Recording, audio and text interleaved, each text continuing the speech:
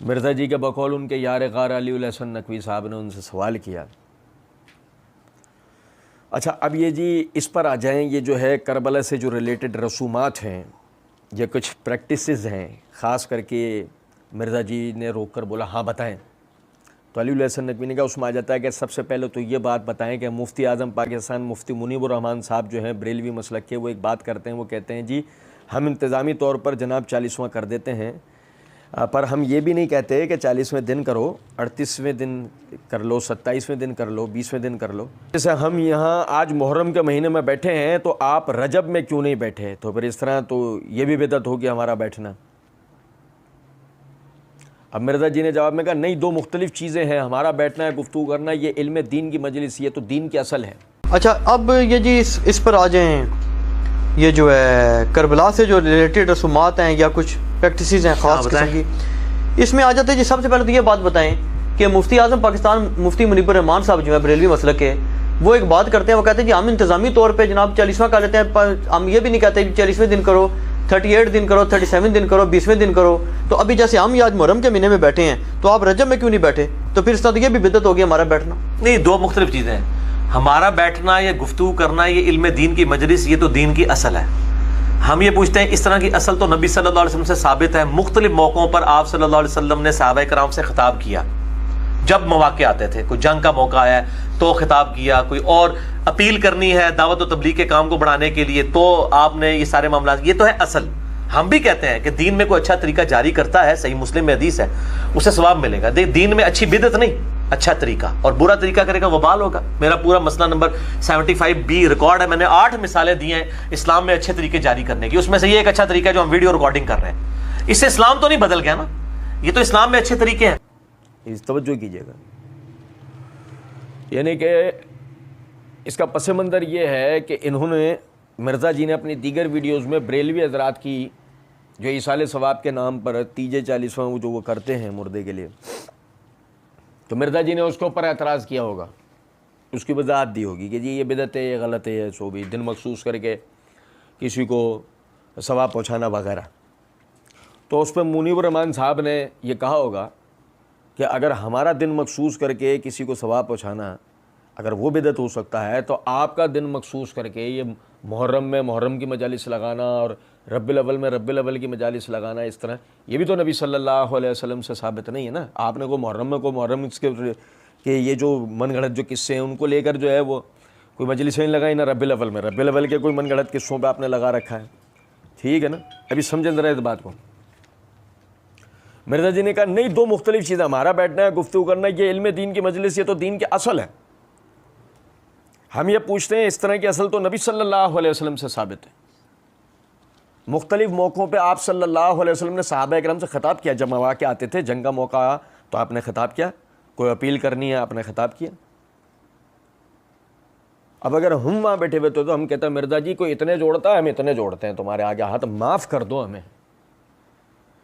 کہاں کی کہاں مار دیتے ہو, وہ تو تمہاری پبلک ہے نا, وہ جو سن کے وہ جو بالکل سن ہو جاتی ہے. ورنہ کوئی آدمی سمجھدار قسم کا آدمی, بولے کیا ہو گیا بھائی تجھے, کون سی باتیں کر رہا ہے, سوال گندم جواب چنا. او بھائی میرے پیارے, مطلب سوال تو اپنی جگہ ٹھہرا ہوا ہے نا. کیا نبی صلی اللہ علیہ وسلم نے ہر سال محرم پر کربلا یا کربلا سے ریلیٹڈ معاملات پر آپ نے کوئی مجالس منعقد کی ہیں جو تو کر رہا ہے محرم پر؟ یا نبی صلی اللہ علیہ وسلم نے ربیع الاول میں ربیع الاول سے متعلقہ کوئی مجالس منعقد کی ہیں ہر سال یا صحابہ نے, جو اور کوئی کر رہا ہے یا تم کر رہے ہو؟ سوال تو اپنی جگہ ہی ہے نا. تیرا یہ تاثر دینا, یہ دو علیحدہ باتیں, یہ دو علیحدہ کیسے ہو جائیں گی؟ کیونکہ اصل ہے کسی بھی شرعی کام کے لیے دن مخصوص کرنا جو شریعت میں پہلے سے مخصوص نہ کیا وہ. جیسے مثال کے طور پر قربانی ذی الحجہ کی 10 تاریخ سے لے کر 13 تاریخ تک شریعت نے مشروع کی ہے, انہی دنوں میں ہوگی. تو ایک دن پہلے نہیں کر سکتا, ایک دن بعد نہیں کر سکتا. یوم النہار پلس ایام تشریق سے ایک دن پہلے تو نہیں کر سکتا, ایک دن بعد تو.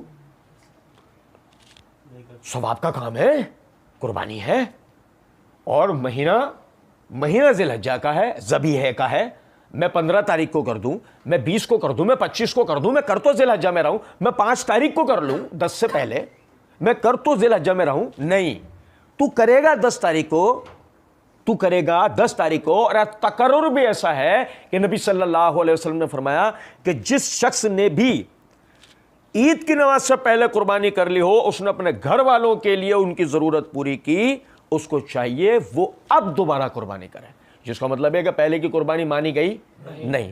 یہ تقرر نبی صلی اللہ علیہ وسلم کی طرف سے ہو گیا۔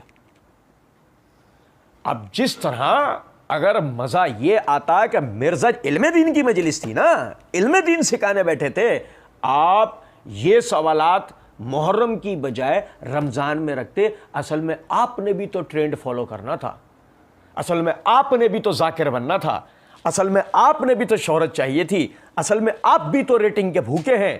آپ نے وہ مہینہ چنا کہ جس میں اس مہینے سے متعلقہ مسائل پہ بات کرو، لوگ زیادہ ہمیں سنیں گے، ہمیں ریٹنگز ملے گی، ہماری جو ہے وہ یعنی کہ ہم شہرت میں آئیں گے۔ تو اپنی نیت کو نبی صلی اللہ علیہ وسلم کی طرف منسوب بھی کیسے کر سکتا ہے کہ نبی صلی اللہ علیہ وسلم تو خالصتاً اللہ کی رضا کے لیے کرتے تھے، بغیر کوئی دن، بغیر کوئی وقت مخصوص کیے۔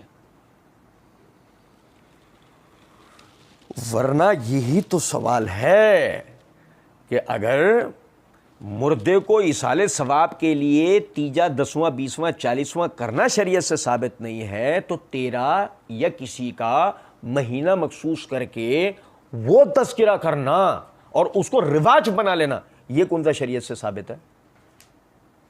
صحیح ہے نا سوال اپنی جگہ، اس کا جواب چاہیے۔ کہتے ہیں ہمارا بیٹھنا ہے، گفتگو کرنا، یہ علم دین کی مجلس، یہ تو دین کی اصل ہے۔ نہیں، تمہارا بیٹھنا تو تفرقے کے لیے ہے۔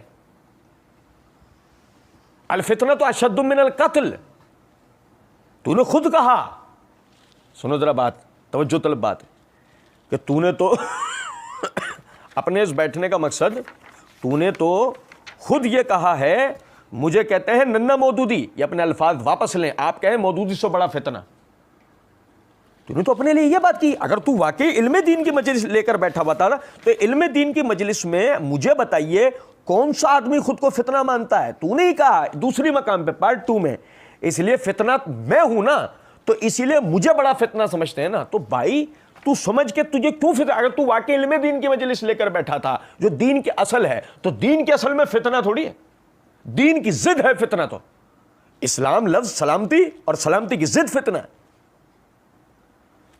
کیا بات کر دی کہ تمہاری اس بات، تمہارا یہ بیٹھنا، تمہاری یہ بات کرنا بالکل اسی طرح بدعت ہے جیسے جن چیزوں کو تم نے بدعت قرار دیا۔ اور کہتے ہیں کہ جی وہ نبی صلی اللہ علیہ وسلم مختلف موقعوں پہ آپ صلی اللہ علیہ وسلم صحابہ کرام سے خطاب کیا جب مواقع آتے تھے، جب مواقع بدر والے دن آپ نے خطاب کیا، پورا سال گزرنے کے بعد بدر والے دن خطاب کیا، پھر پورا سال گزرنے کے بعد بدر والے دن خطاب کیا، پھر پورا سال گزرنے کے بعد بدر والے دن خطاب کیا، احزاب والے دن خطاب کیا، پورا سال گزرنے کے بعد احزاب والے دن خطاب کیا، پھر پورا سال گزرنے کے بعد احزاب والے دن خطاب کیا۔ کیا مذاق ہے؟ وہ تو چونا انہیں لگ سکتا ہے نا جن کے چونے والی جگہ خالی ہے، اندازہ کریں آپ ذرا۔ تو آپ نے یہ سارے معاملات کیے، تو یہ اصل ہم بھی کہتے ہیں کہ دین میں کوئی اچھا طریقہ جاری کرتا ہے، صحیح مسلم میں حدیث ہے، اس سے ثواب ملے گا۔ دین میں اچھی بدعت نہیں، اچھا طریقہ، دین میں اچھی بدعت نہیں، اچھا طریقہ، اور برا طریقہ کرے گا اس کا وبال ہوگا۔ میرا پورا مسئلہ نمبر 75B ریکارڈ ہے، ٹھیک ہے نا۔ اچھا دیکھیں اس بات کو سمجھیے گا، ہم بھی کہتے ہیں کہ دین میں کوئی اچھا طریقہ جاری کرتا ہے۔ یہ کیا ہے؟ یہ اچھا طریقہ جاری کرتا ہے، میں آپ کو بتاؤں۔ اللہ تعالیٰ کے فضل و کرم سے ہم اس مسئلے کے اوپر ایک پورا یعنی ویڈیو ریکارڈ کر چکے ہیں جس میں ہم نے ایصال ثواب کا شرعی طریقہ تمام تر دلائل کی روح سے اللہ کے دی ہوئی توفیق سے ہم نے اس کو بیان کیا مفتی طارق مسعود صاحب کے جواب میں۔ تو وہ ویڈیو یوٹیوب چینل پہ موجود ہے، آپ بھائی دیکھ سکتے ہیں اس میں۔ میں اس وقت اس کا مین پوائنٹ، مرکزی نقطہ آپ کو بتاتا ہوں۔ ہم نے اس میں اللہ کی دی ہوئی توفیق سے ثابت یہ کرا ہے کہ اچھا طریقہ جاری کرتا کا مطلب یہ ہے کہ اچھا طریقہ دین میں تھا، جو رک گیا تھا اسے جاری کیا ہے۔ اس کا مطلب کوئی نیا طریقہ بنانا نہیں ہے، کوئی نئی چیز جو دین میں پہلے سے نہیں تھی وہ بنانا نہیں ہے۔ سنو ذرا بات کو، صحیح مسلم، جیسے مرزا جی نے کہا صحیح مسلم میں دیا اسے ثواب ملے گا، دین میں اچھی بدعت نہیں اچھا طریقہ، اچھی بدعت نہیں اچھا طریقہ، اچھی بدعت نہیں اچھا طریقہ، وہ اچھے طریقے کا نام تو لو، بدعت کے خلاف کیا نام ہے؟ سنت۔ تو اسے آپ نے دین کے اندر بتانا تھا نا کہ محرم پر نبی صلی اللہ علیہ وسلم نے شیعہ سنی فساد کروانے کے نام پر شیعہ سنی تنازعات آپ لے کر بیٹھے ہیں کیا؟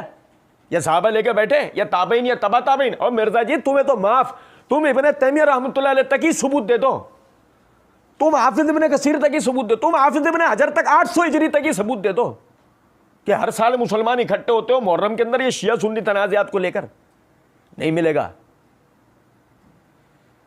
لیکن تم ہوئے ہو، تم بیٹھے ہو، تم نے پروگرام کیا ہے، تم کرتے ہو، کیا مقصد ہے اس بات کا؟ تم نے ربیع الاول میں محرم کا بیان نہیں کر لیا، تمہیں پتہ ہے ریٹنگز ہی نہیں ملیں گی، اور تم نے محرم میں ربیع الاول کا بیان نہیں کر لیا کیونکہ اس کی وجہ ہے تم تو دینی مجلس لے کے بیٹھے تھے نا، تم تو کبھی بھی بیٹھ جاتے۔ کچھ بات آ رہی ہے سمجھ میں یا نہیں؟ مرزا جی کہتے ہیں میں نے 8 مثالیں دی ہیں اسلام میں اچھے طریقے جاری کرنے کی، اس میں سے ایک اچھا طریقہ ہے جو ہم ویڈیو ریکارڈنگ کر رہے ہیں، اس سے اسلام تو نہیں بدل گیا نا؟ مرزا جی کیوں نہیں بدل گیا؟ میں بتاتا ہوں آپ کو۔ اللہ تعالیٰ کی دی ہوئی توفیق سے جو بھائی ہماری ویڈیوز دیکھ رہے ہیں ان کو اس بات کا بخوبی اندازہ ہو گیا ہوگا، دین کے اندر رسول اللہ صلی اللہ علیہ وسلم کی احادیث کے اندر لفظی تحریفات، نبی صلی اللہ علیہ وسلم کی احادیث میں معنوی تحریفات، نبی صلی اللہ علیہ وسلم کی احادیث کے معنی مفہوم کو بدلنا، پس منظر کو کبھی بیان کرنا اور کبھی چھپا لینا۔ مرزا جی آپ ویڈیو ریکارڈ کر کے یہ سب کرتے ہو، تو جب آپ یہ سب کرتے ہو تو اسلام نہیں بدلے گا، اس سے تعارف نہیں بدلے گا، باتیں نہیں بدلیں گی، تشریحات نہیں بدلیں گی۔ یہی وجہ ہے کہ آپ کو سننے والا جو آپ کا اندھا بہرا لنگڑا لولا مقلد بن گیا ہے وہ باقاعدہ منہج سے کٹ گیا ہے، وہ اہل سنت سے کٹ، وہ اپنے ہی موازنہ کر لے کہ آپ کو سننے سے پہلے وہ کیا تھا، آپ کو سننے کے بعد آج اس کی کیفیت کیا ہے۔ وہ تقیہ کی زندگی بسر کرتا ہے، میں دعوے سے یہ بات کرتا ہوں۔ مرزا جی کے مقلدین کا 50% طبقہ وہ ہے جو اپنے نظریات کا اظہار کھلم کھلا کر ہی نہیں سکتا۔ میں ڈنکے کی چوٹ یہ بات کرتا ہوں، وہ نہیں کر سکتا۔ کیوں؟ کہ اگر وہ حق پر ہو تو وہ اپنے نظریات کا کھلم کھلا اظہار کرے، ملے علماء سے سیکھے، بیٹھے قائل کرے، اور جو اگر نہیں کر سکتا قائل، دلیل ہے اس بات کی کہ وہ شخص خود بھی اندر سے اتنا کھوکھلا ہے، اس کا جب بڑا بھار نکل کر نہیں آتا وہ کہاں سے نکل کر آئے گا؟